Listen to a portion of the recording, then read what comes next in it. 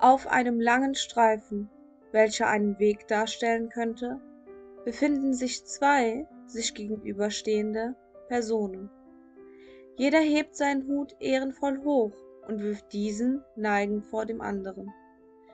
Diese zwei Hüte treffen sich in der Mitte des Kunstwerkes, jedoch bleiben die Personen stehen.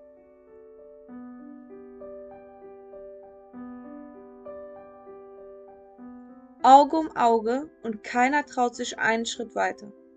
Irgendwas ist in der Luft. Eine Cowboy-Aktion wird dies nicht. Dafür haben sie zu viel Achtung voreinander.